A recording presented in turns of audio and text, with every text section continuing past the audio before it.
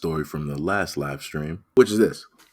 Now, this is just full on nonsense, right? So, again, I've touched on the fact that um, there's been a move directly on Africa by a great deal of countries. One of those countries is China. And this is what I've been trying to get through and tell people, right? The greatest way to, in a sense, take over a land is by getting directly to the women. But, people don't seem to understand. People don't want to pay attention. So, people will understand later than sooner.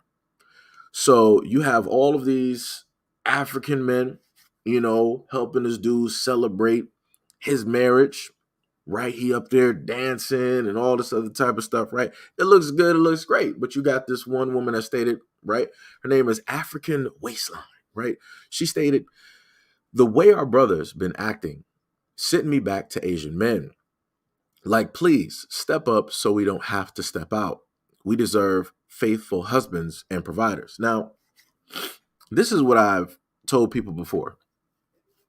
If at a moment in time that you as a person have had a negative interaction with somebody who is black, either male or female, that's what it is. That's the interaction that you had with them. Put that in a box that it deserves to be put on. Don't try to generalize it because you have unhealed trauma and pain and you don't know how to deal with it. So you're just going to throw it up on everybody else so that, people can be seen, the exact same.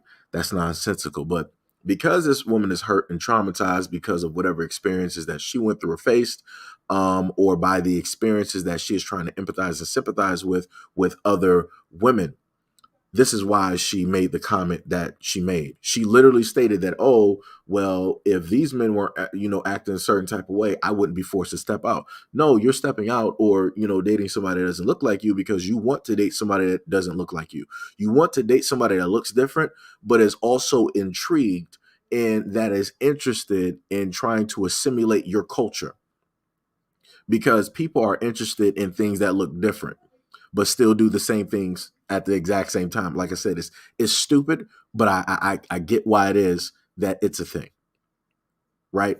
So, like I said before, and then she later stated that we deserve faithful husbands and providers. And I'm not sitting up there disagreeing, but she's being a little bit dishonest. And when she wants to talk about that, the women deserve a faithful husband and a provider. I've given statistics where you've had women in Africa who lead when it comes to men raising children that are not theirs. There are numbers directly there. And you have African countries that are at the top when it deals with this. So when she wants to sit up there and say that we deserve this, men deserve that exact same thing too. Men deserve women who are not going to go out here and sleep with several other men and then come back home pregnant and then pin that kid directly on that guy. But like I said before, she's the type that's going to innately blame the man instead of trying to say that, hey, these women are the problem. This is why XYZ is specifically happening. So again, she wants to step out because she mentally has a problem with things that she is unhealed from.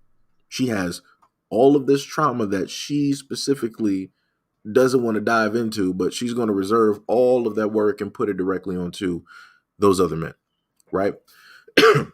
Storm said, they would never. It's easy to blame black men than to make better choices when choosing. Let them go about their business in the arms of the oppressor. Out of all of the comments that I was able to see, this is the only, and I've thought that this is a woman, right? This is the only one that I've seen where the accountability was thrown directly where it needs to be. And this is the perfect statement right there. It's easy to blame black men, right? Because black men have been blamed for every single thing, right? Black men are being blamed for the housing market, being blamed for the job market, being blamed for the crime in every single community around America, being called, all types of drug lords and thugs and gangsters and right, basically the worst of the worst. So it's easy to sit up there and place the blame on somebody that's already been blamed for everything else, even stuff that is not within their control or stuff that they're not even around, right? Then you got Miss Bella, right? Who said, men who want to have a family and not leave us before the baby even turns 2 years old. Cough, cough, Jeezy. Right. So she wanted to throw, young Jeezy directly in there. And I'm just going to reiterate, more than likely, this woman would not even be interested in a Jeezy if he stepped up directly to her as the person that he is now and wanted to court her, wanted to, take her out. Right. Um, Jeezy and Jenny Mai's relationship is something that is drastically different. For you being a woman who is melanated from the image that I see, and you wanted to throw his name directly in there, is crazy to me.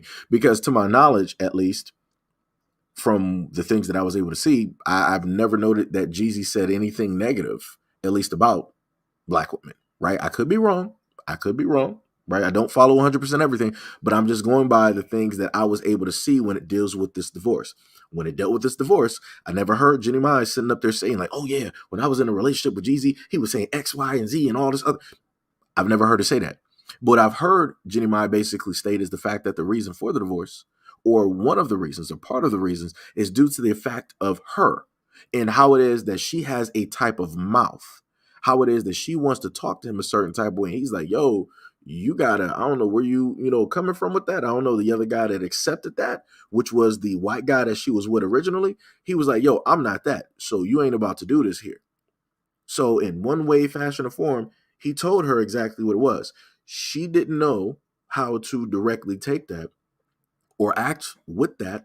And you have a lot of women out here who are the exact same way, where if a guy is trying to direct them and tell them like, yo, the other way that you're acting with these dudes, that's cool, but you're not going to bring this directly to me. This is a whole different story here, right? A lot of women don't know how to take that. They don't know how to fix the problem that is within themselves. So they'll decide to basically blame the man for the whole reason that the relationship basically faltered or failed. They'll blame the man for the whole reason that the marriage is basically broken up and the father is no longer in the home, with the kids. Right.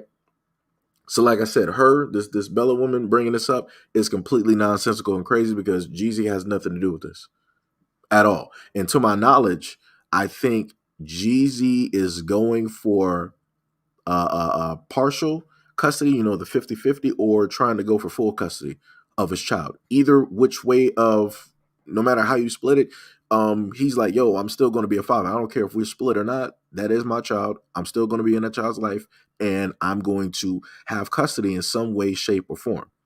Right. So like I said, you got a lot of people out here. You got a lot of women out here who have trauma that they have not specifically faced or delved into. So they decide to throw this directly up all on social media in order to give a broad brush on men, and especially Black men. Because I just want to reiterate again, this is an Asian man that is getting married to a African woman. And like I said before, this is the way that they're going to take the land over there in Africa. They're going to bring a lot of these men who are convicted, a lot of these men who are in jails or prisons, because remember, over there in their area, they're overpopulated. So they're sending a lot of their men over to Africa to help to populate, to add more directly over there, so that it'll get to a point, and this is a long game that I'm trying to tell people, it'll get to the point where in 10, 20, 30 years, you're going to have your first biracial, mayor, or person that represents that country or whatnot or whatever, making laws, rules, and regulations. And they're going to further allow more of their family, their other half of their family, to basically come directly over here or to sit up there and get land or whatnot or whatever, and then make it harder for the indigenous people of that area to do the things that they've normally been doing since the very beginning. But like I said, when you're dealing with people that don't know a history, that don't understand history, this is how it repeats. So this is how Europe was able to sit up there and colonize Africa. This is how America was able to try to put certain things in Africa, either if it made it there or if it didn't make it there. And now this is how you have China coming directly over to Africa and colonizing it their own way. So then you got D Green that said, it's hilarious how accepting Africans are of other races. Like I said, it is what it is. Some people don't happen to learn from history. Remember, Europeans were, in a sense, welcomed. And look how that turned out. Look at how the European mindset has transformed the African landscape. Look how Europeans came over and took, like I said, for anybody that don't understand the history, don't understand what it is I'm talking about, go look up the history of South Africa and look how it came to be. Go research how the Europeans came to South Africa and they bulldozed, they stole and they took the land, they threatened the people. That, hey, if you don't get off this land, we're going to bulldoze it anyway with you on it, regardless on however it is that you want to move. We're going to have this land, and there's not going to be anything that you can do about it. So, like I said before, I need Africans to stand up. So instead of talking a whole bunch of these tribal wars or whatever it is that that happens, where it's like Black Americans versus Africans, Africans versus Black Americans, Africans, y'all need to start standing up, because every single day I'm seeing somebody else come up over there, and y'all welcome those people with open arms, not understanding that it's a Trojan horse.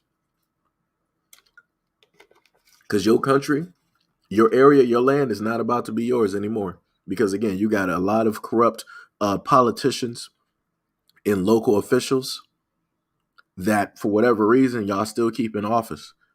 I remember reading a story not too far back where political officials were trying to flee, and some of them were found with millions of dollars directly on them. Also within other currency of other countries. But like I said, you can't tell people that, because the moment of time that you start highlighting that, people want to throw it right back and be like, oh, but what have you guys basically, done over in America and all this other type of stuff. And look at what you guys have. Like I said, it's crazy. People don't want to pay attention to the real things that are transpiring and taking place. Again, things like this need to stop.